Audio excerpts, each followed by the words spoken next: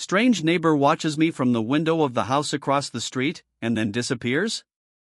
Sarah Miller had always loved silence. At 38, she wasn't looking for a wild party or a whirlwind romance. After a divorce that left her with an empty bank account and a mountain of broken dreams, she wanted one thing: to start over. Her new house in the suburbs seemed like the perfect getaway, small, with peeling paint on the shutters, but cozy.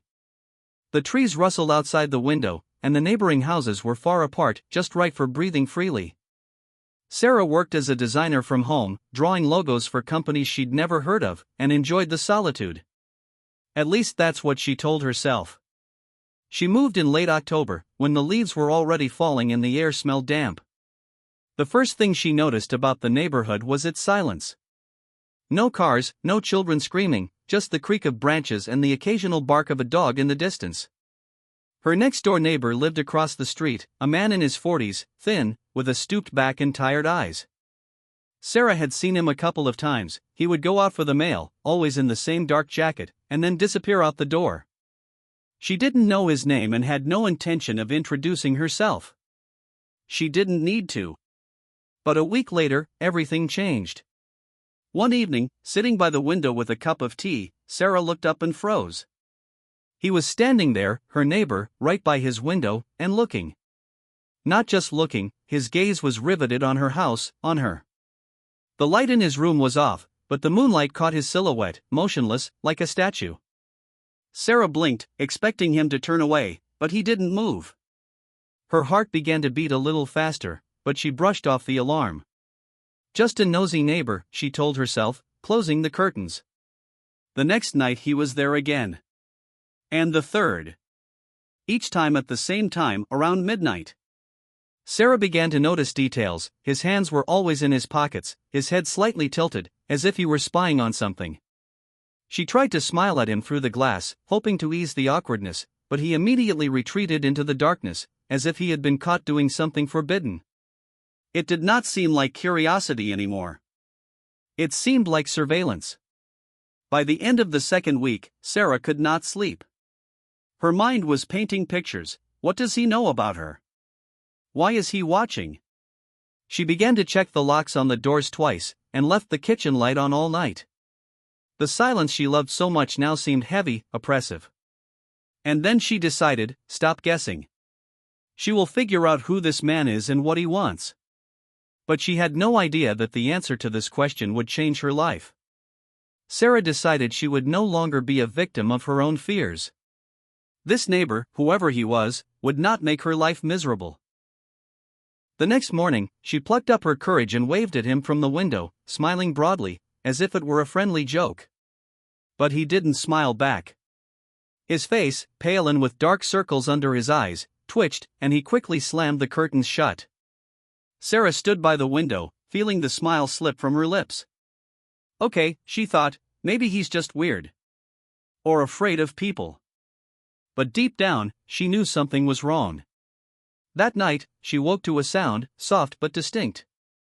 Something was scratching at her front door. Sarah pulled on her robe, grabbed her phone, and crept to the window. All she saw was an overturned trash can, its contents scattered across the lawn. She turned on the flashlight and noticed that the old letter she had thrown out yesterday, from her ex-husband, was gone. The rest of the trash was still there. Her heart started pounding. It wasn't the wind. Or a raccoon. The next day, Sarah bought a security camera, a small one with a motion sensor. She installed it above the front door, set up notifications on her phone, and went to bed with a feeling of relief. Now she would know the truth. At 3 a.m, her phone vibrated. Sarah opened the video. Her neighbor, in the same dark jacket, was standing at her porch. He didn't touch the door, didn't break in, he just watched. For 10 minutes. Then he turned and left. The camera caught his face, a blank look, pursed lips. Sarah watched the footage over and over until she noticed there was nothing in his hands. So he didn't take the letter. Then who? In the morning, she found a note in her mailbox. Plain, on crumpled paper, without a signature. The shaky handwriting read, "I tried to save you." Sarah froze. Was it him? She rushed to the house across the street, knocking on the door, ready to demand answers. But the door creaked and opened on its own. There was nothing inside. No furniture, no light, just the smell of damp and dust. The neighbor was gone. The phone, still clutched in her hand, vibrated again. New video from the camera. Sarah opened it and went cold. Someone was standing outside her house, a dark figure, but not him. The face was hidden, and in his hands was something shiny. Sarah couldn't wait any longer. The neighbor's empty house was calling to her like a magnet, promising answers. She grabbed the flashlight, crossed the street and stepped inside. The air was heavy, filled with the smell of mold and something metallic.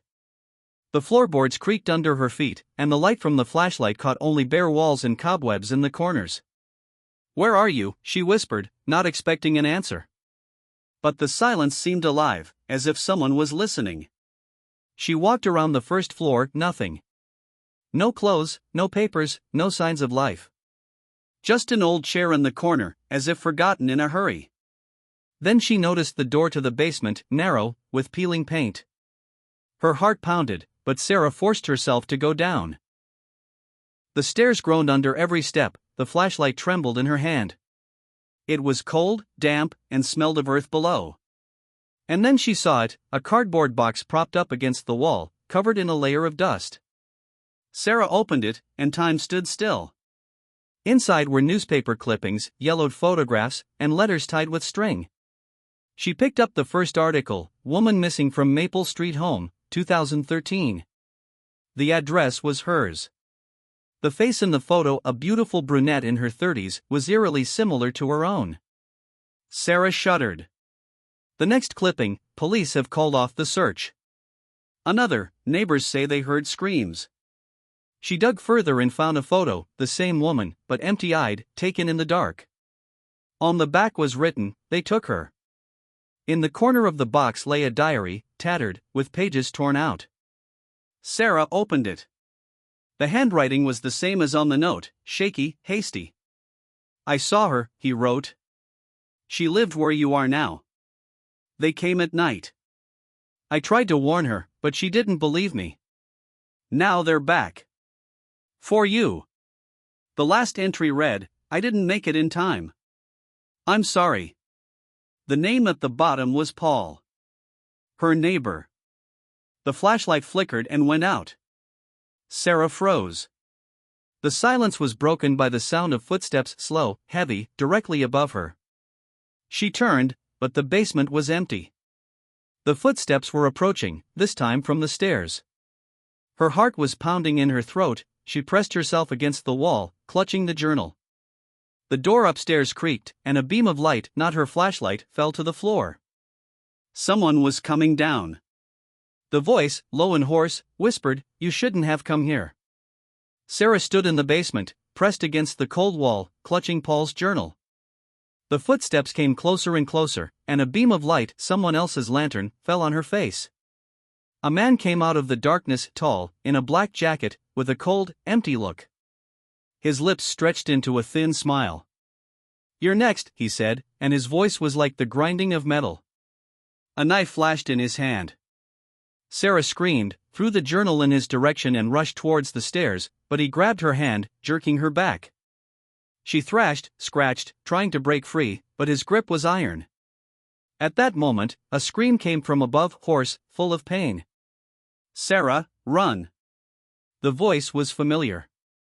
Paul. Alive. He was staggering down the stairs, with a bloody shirt and a knife in his hand.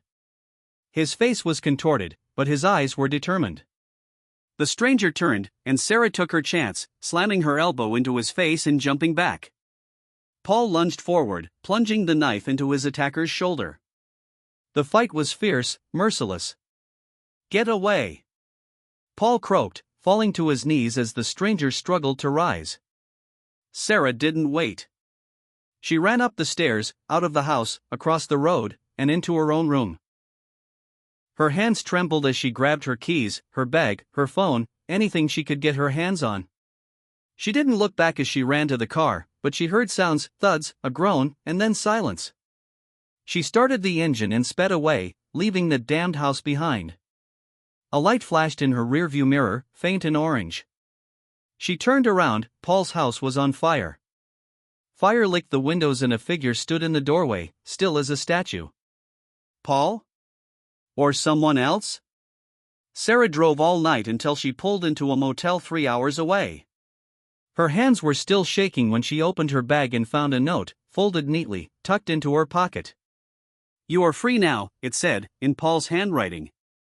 She exhaled, tears stinging her eyes. He had saved her. Sacrificed himself to give her a chance. But as she lay down to sleep, the lights in the room flickered, once, twice. The silence was oppressive, like it had been in that house. Sarah sat up in bed, peering into the darkness. Was this the end? Or just the beginning? Sarah Miller drove away that night, leaving behind a burning house and shadows that haunted her. She stayed in a motel where the lights flickered and the silence felt all too familiar. Paul's note was on the nightstand, "You're free now." But was she free? Paul had given his life to give her a chance, but his last words in the journal, "They'll be back," would not leave her mind.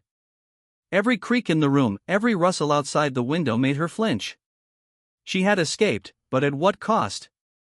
Somewhere out there, in the ashes of the house across the street, was the truth about the woman who disappeared 10 years ago, about Paul who knew too much, and about those who came in the night. Sarah could have gone back, looking for answers, but instead she chose to move forward. Sometimes freedom is not a victory, but a respite. Would you go back? Or would you run and never look back? This story is over, but we have many more. If you enjoyed how the shadows of the past kept you in suspense, give us a like, it helps us grow. And don't forget to subscribe to the channel, there are new secrets ahead that will make your heart beat faster. Until next time, take care. Who knows what's lurking outside your window?